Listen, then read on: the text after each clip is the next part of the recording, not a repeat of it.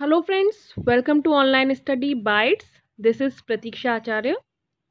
CTET and TET 2019 की तैयारी को आगे बढ़ाते हैं और आज हिस्ट्री का एक और टॉपिक मौर्य वंश से संबंधित कुछ इम्पॉर्टेंट बिंदु हैं, इम्पॉर्टेंट पॉइंट्स हैं जिनको हम देख लेते हैं और सभी महत्वपूर्ण बिंदुओं को शामिल करने की कोशिश की गई है जो आपके एग्ज़ाम में पूछे जा सकते हैं। सिर्फ सीटेट या टेट ही नहीं, आप कोई भी स्टेट एग्ज़ाम दे रहे हैं जहाँ पर हिस्ट्री पूछा जाता है तो ये जो सारे टॉपिक्स हैं जो भी हिस्ट्री से अपलोड किए जा रहे हैं वो सभी टॉपिक्स आपके एग्ज़ाम में पूछे जा सकते हैं और आपके एग्ज़ाम के लिए इम्पॉर्टेंट है। तो वीडियो को लाइक ज़रूर करें, अच्छा लगे तो शेयर करें, चैनल को सब्सक्राइब करना मत भूलिएगा और सब्सक्राइब करने के बाद बेल आइकन ज़रूर प्रेस कीजिएगा। तो चलिए स्टार्ट करते हैं। मौर्य वंश। अगर आप सीटेट या एसटेट की तैयारी कर रहे हैं तो आप मुझे फॉलो कर सकते हैं अनअकैडमी लर्निंग ऐप पर। प्लेलिस्ट में जाकर अनअकैडमी लर्निंग ऐप डाउनलोड कर लीजिए और सर्च कीजिए प्रतीक्षा आचार्य, जहां पर आप सभी कोर्सेज जो भी मैंने अपलोड किए हैं उनको देख सकते हैं। अगर आप सीटेट या एसटेट की तैयारी बहुत अच्छे से प्रॉपर तरीके से करना चाहते हैं बिना कोचिंग जाए हुए तो आप अनअकैडमी के सब्सक्रिप्शन मॉडल को ज्वाइन कर सकते हैं, जहां पर आपको टॉप एजुकेटर्स के द्वारा हिंदी और इंग्लिश दोनों ही लैंग्वेज में क्लासेस प्रोवाइड करवाई जा रही हैं। यह कोर्स आप बहुत कम फीस में ज्वाइन कर सकते हैं। बहुत सारे लोगों ने इसको ज्वाइन किया है और इसका फ़ायदा उठा रहे हैं। अगर आप ये कोर्सेज ज्वाइन करते हैं तो वहाँ पर आपको एक रेफरल कोड पूछा जाएगा जहाँ पर आपको लिखना है प्रतीक्षा। अगर आप मेरा यूज़र नेम जो कि प्रतीक्षा है वह लिखते हैं तो आपको 10% का डिस्काउंट मिल जाएगा। और ये कोर्स ज्वाइन करने के बाद अब आप सभी टॉप एजुकेटर्स को एक्सेस कर सकते हैं, यानी कि उनके द्वारा जितनी भी लाइव क्लासेस प्रोवाइड करवाई जा रही हैं, अनलिमिटेड कोर्स जो अनअकैडमी के द्वारा प्रोवाइड करवाए जा रहे हैं, जितने भी नोट्स और ई बुक्स जो टॉप एजुकेटर्स अपलोड करते हैं, उन सभी को आप इस सब्सक्रिप्शन मॉड्यूल को ज्वाइन करने के बाद पा सकते हैं। तो चलिए स्टार्ट करते हैं और आज का वीडियो और देख लेते हैं। तो सबसे पहले हम मौर्य वंश में मौर्य साम्राज्य के संस्थापक चंद्रगुप्त मौर्य के बारे में पढ़ेंगे। तो चंद्रगुप्त मौर्य जिन्होंने मौर्य वंश की स्थापना की और 322 से लेकर 298 BC यानी कि ईसा पूर्व तक इन्होंने शासन किया। नंद वंश के अंतिम शासक जो कि धनानंद थे, उनको पराजित कर चंद्रगुप्त मौर्य ने 25 वर्ष की आयु में मौर्य वंश की स्थापना की और 322 ईसा पूर्व पर मगध की राजगद्दी पर शासन कर मौर्य साम्राज्य की स्थापना की। इन्होंने मौर्य वंश की स्थापना चाणक्य की सहायता से की और इन्हें भारत का प्रथम ऐतिहासिक सम्राट कहा जाने लगा। चंद्रगुप्त मौर्य को भारत का प्रथम ऐतिहासिक सम्राट कहा जाता है। इसकी उत्पत्ति के बारे में विद्वानों और प्राचीन ग्रंथों में बहुत सारे मतभेद हैं। जैन और बौद्ध ग्रंथों ने चंद्रगुप्त मौर्य को क्षत्रिय कहा है, जबकि ब्राह्मण साहित्य में इन्हें शूद्र कहा गया है। और वहीं विशाख दत्त के मुद्रा राक्षस में मुद्रा राक्षस किसकी लिखित है? ये ध्यान रखिए, विशाख दत्त के मुद्रा राक्षस नामक पुस्तक में इन्हें वृषल यानी कि निम्न कुल का बताया गया है। एपियन व प्लूटार्क ने इन्हें एंड्रोकोट्स कहा है और फिलाकेस ने इन्हें सेंड्रोकोट्स कहा है। तो एंड्रोकोट्स किसके द्वारा कहा गया है? क्वेश्चन अगर आए तो एपियन और प्लूटार्क के द्वारा, और सेंड्रोकोट्स फिलाकेस के द्वारा कहा गया है। और ये सभी नाम चंद्रगुप्त मौर्य के ही नाम हैं। अगर ये क्वेश्चन भी पूछा जा सकता है कि सेंड्रोकोट्स किसे कहा जाता है या एंड्रोकोट्स किसे कहा जाता है, तो आपको याद रखना है कि ये चंद्रगुप्त मौर्य के ही नाम हैं जो अलग अलग विद्वानों द्वारा, अलग अलग लेखकों द्वारा दिए गए हैं। 305 ईसा पूर्व इसका युद्ध सीरिया के शासक सेल्यूकस निकेटर से होता है 305 ईस्वी में। इनका युद्ध सेल्यूकस निकेटर, जो कि सिकंदर का सेनापति था, सिकंदर अलेक्जेंडर जिन्हें कहा जाता है, उनका सेनापति सेल्यूकस निकेटर था, जिसको चंद्रगुप्त हरा देता है। यानी कि जो चंद्रगुप्त है वो हरा देते हैं और उनसे संधि कर लेते हैं।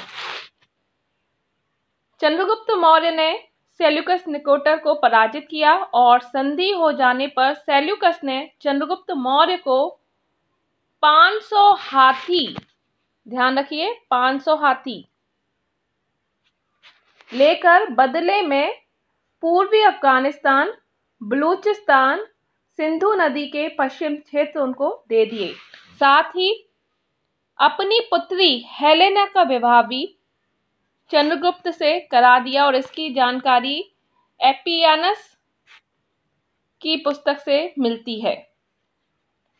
चंद्रगुप्त मौर्य का साम्राज्य पश्चिमोत्तर में ईरान, फारस तक, पूर्व में बंगाल तक और दक्षिण में मैसूर तक विस्तृत था। सेल्यूकस निकेटर अपने राजदूत मेगास्थनीज को मौर्य दरबार में भेजता है। मेगास्थनीज अपने विवरणों में पाटलिपुत्र का जिक्र पालीब्रोथा नाम से करता है। तो क्वेश्चन आए, मेगास्थनीज किसके दरबार में आया? तो चंद्रगुप्त मौर्य के। किसके द्वारा भेजा गया? सेल्यूकस निकेटर के। और इनकी एक पुस्तक है जिसमें भारत के बारे में जानकारी मिलती है, मौर्य शासन के बारे में जानकारी मिलती है, मौर्य प्रशासन के बारे में जानकारी मिलती है। वो बुक है इंडिका। इंडिका उसका नाम है, जो कि मेगास्थनीज के द्वारा रचित है। और ये पाटलिपुत्र जो पाटलिपुत्र थी, चंद्रगुप्त मौर्य की राजधानी पाटलिपुत्र जो थी, उसको पॉलीब्रोथा नाम से पुकारते हैं। चंद्रगुप्त मौर्य के दक्षिण भारत विजय की जानकारी 2 तमिल ग्रंथों अहनानुर और मुर्नानुर से प्राप्त होती है और अशोक के अभिलेखों से भी प्राप्त होती है। नेक्स्ट वीडियो हम अपलोड करेंगे जिसमें मौर्य साम्राज्य के बारे में कहाँ कहाँ से जानकारी मिलती है उसके बारे में आपको बताएंगे। मौर्य साम्राज्य के बारे में जिन स्रोतों से जानकारी मिलती है वो आपको बताएंगे। तो इस वीडियो को तो ज़रूर देखिए, नेक्स्ट वीडियो जो अपलोड होगा उसको भी ज़रूर देखिएगा। वीडियो अच्छा लगे तो लाइक एंड शेयर करना बिल्कुल भी मत भूलिएगा। तो इसके अतिरिक्त चंद्रगुप्त की बंगाल विजय की जानकारी महास्थान अभिलेख से प्राप्त होती है। तो बहुत सारे अभिलेख हैं, बहुत सारी पुस्तकें हैं जिनसे मौर्य साम्राज्य के बारे में जानकारी मिलती है, वो हम देखेंगे नेक्स्ट वीडियो में। अभी आगे बढ़ते हैं। चंद्रगुप्त के समकालीन यूनानी शासक सिकंदर महान से चंद्रगुप्त की भेंट का उल्लेख जस्टिन व प्लूटार्क करते हैं।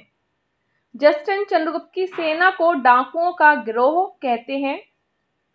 चंद्रगुप्त मौर्य के शासनकाल में 12 वर्ष का अकाल पड़ता है और चंद्रगुप्त अपने पुत्र बिंदुसार के पक्ष में सिंहासन त्याग कर अपने गुरु भद्रबाहु के साथ दक्षिण भारत चले जाते हैं। इंपॉर्टेंट क्वेश्चन है।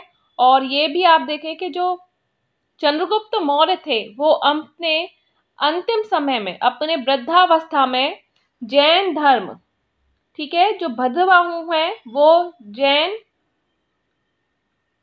गुरु थे, ठीक है, और वह उनसे जैन धर्म की शिक्षा लेते हैं और जैन धर्म को ग्रहण करते हैं। तो वृद्धावस्था में चंद्रगुप्त मौर्य ने जैन मुनि भद्रबाहु से जैन दीक्षा प्राप्त की और दक्षिण भारत भी चले गए। साथ ही लास्ट में अपना अंतिम समय जो उन्होंने श्रवणबेलगोला नामक स्थान पर बिताया और वहीं पर उन्होंने अपने प्राण भी त्याग दिए एक लंबे उपवास के दौरान। ये पहले शासक थे जिन्होंने अकाल से निपटने के लिए अन्नागार की स्थापना भी की थी। तो ये थी जानकारी चंद्रगुप्त मौर्य से संबंधित। आई होप सभी इंपॉर्टेंट पॉइंट्स यहाँ पर शामिल हो गए हों। और आगे बढ़ते हैं। नेक्स्ट जो चंद्रगुप्त मौर्य के पुत्र हैं बिंदुसार, जिन्हें अमित्रघात भी बोला जाता है, उनके बारे में जान लेते हैं। 298 से लेकर 273 ईसा पूर्व तक इनका शासनकाल रहा। यह चंद्रगुप्त और दुर्धरा यानी कि घनानंद की पुत्री की संतान थे। यह पैदा हुए तो इसके मस्तिष्क पर बिंदु था, इसीलिए इनका नाम बिंदुसार पड़ गया। यह सिजेरियन तकनीकी द्वारा पैदा हुए थे। यहाँ आजीवक संप्रदाय के अनुयायी थे। इन्हें वायु पुराण में भद्रसार और अन्य पुराणों में वारिसार और जैन ग्रंथों में सिंहसेन कहा गया है। इसके संबंध भारत से बाहर मिस्र और सीरिया तक थे। मिस्र के शासक टॉलेमी द्वितीय फिलाडेल्फस ने डायनोसिस नामक राजदूत बिंदुसार के दरबार में भेजा। तो इंपॉर्टेंट लाइन है, ध्यान रखिए। मिस्र के शासक टॉलेमी द्वितीय फिलाडेल्फस ने डायनोसिस नामक राजदूत को बिंदुसार के दरबार में भेजा और सीरिया के शासक एंटियोकस प्रथम ने डायमेकस नामक राजदूत को बिंदुसार के दरबार में भेजा। तो दो राजदरबारी बिंदुसार के दरबार में आए, एक मिस्र के थे और एक सीरिया के। मिस्र नरेश फिलाडेल्फस टॉलेमी द्वितीय ने डायनोसिस को भेजा था और सीरिया के शासक एंटियोकस प्रथम ने डायमेकस नामक व्यक्ति को राजदूत बनाकर बिंदुसार के दरबार में भेजा था।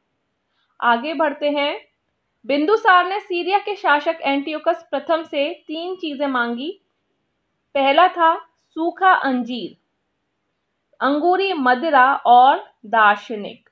सूखा अंजीर, अंगूरी मदिरा और दार्शनिक, ये तीनों चीजें बिंदुसार ने सीरिया के शासक एंटियोकस से मांगी थीं। अब तो यूनानी कानून के अनुसार दार्शनिक का विक्रय नहीं किया जा सकता है। तो फ्रेंड्स, यहाँ पर इस वीडियो को अभी रोकते हैं। नेक्स्ट वीडियो में हम अशोक के बारे में जानेंगे। काफ़ी सारी डिटेल हैं अशोक से संबंधित, तो वो सभी डिटेल्स हम नेक्स्ट वीडियो में कंप्लीट करेंगे। तो इसी के साथ ये वीडियो यहीं समाप्त होता है। तो चैनल को सब्सक्राइब ज़रूर कर बेल आइकन पर प्रेस करना बिल्कुल भी ना भूलें, जिससे कि नेक्स्ट वीडियो जब भी अपलोड हो उसका नोटिफिकेशन आप तक पहुंचता रहे। इसी के साथ अभी के लिए bye bye, take care and thanks for watching.